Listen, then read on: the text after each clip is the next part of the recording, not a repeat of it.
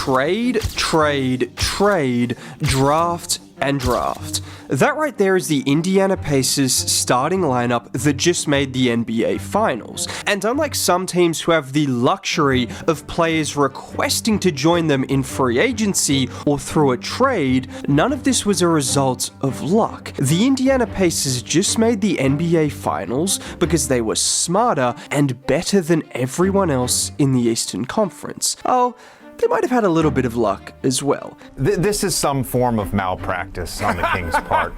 This is some form of malpractice. Yeah, anytime you make a trade with the Sacramento Kings, or are in a position to draft right after the Kings, there is a bit of luck involved. But the Pacers took that luck with the Tyrese Halliburton trade and built a perfectly crafted team around him to go from winning a combined 60 games across the 2022 and 2023 seasons to nearly 100 over the last 2 years, and more importantly, making the Eastern Conference Finals in both seasons, and now the NBA Finals as well. And the other major part of crafting this perfect team was, of course, the trade they made for the Eastern Conference Finals MVP, which included Bruce Brown, Kyra Lewis Jr., Jordan Nwora, the 19th overall pick, the 29th overall pick from 2024, and then a 2026 first round pick as well. And whilst the Raptors have done okay from that deal, I can tell you this,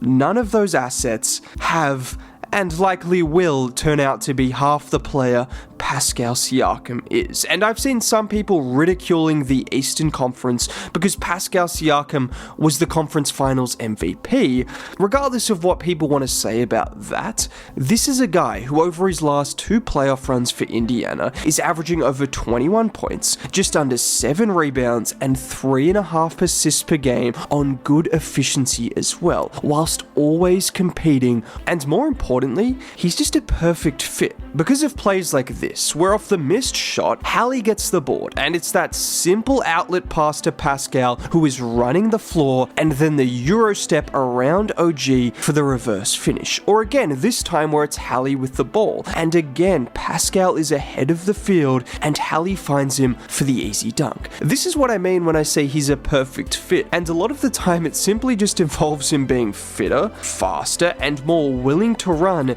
than everyone else on the opposition. Obviously, you pair that with his size, his skill, his ability to actually take the ball in transition and score, in addition to the easy buckets that are created by Tyrese Halliburton. But in general, just having someone who is an elite transition scorer and who is so willing to take advantage of what Tyrese can do as a playmaker, that's what makes them a perfect fit. And it shows up in the numbers as well, leading the playoffs in total transition points. And he is doing it while shooting 73% from the field on 55 field goal attempts.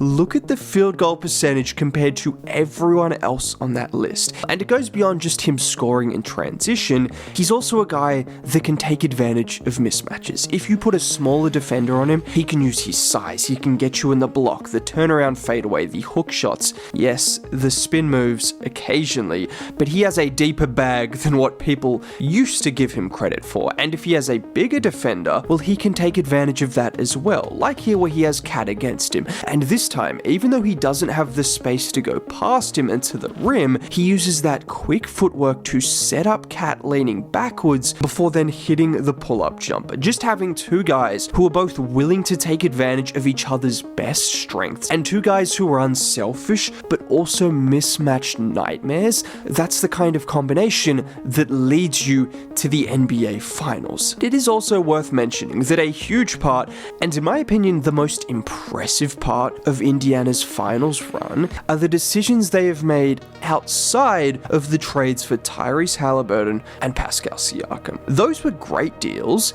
but everyone knew they were all-star level players, even if they didn't realize they would be this good, and even if one team in particular didn't realize they were trading away a future All-NBA player for the next 10 years. But the real genius of what the Pacers have done has been the moves around the edges. What doesn't get discussed enough is the 4th and 5th starters for Indiana, Andrew Nembhard and Aaron Nesmith. The same initials, the same genius moves from Indiana to get those guys for cut-cost deals, with Nembhard picked 31st in the 2022 draft, and has since been one of the best 5 or 6 players from that draft class, and someone who has risen in the playoffs both years, averaging 14 and 5 in those 2 seasons. And it goes beyond just the scoring, it's the playmaking, it's the ability to create his own shot with Tyrese off the floor, it's the defense.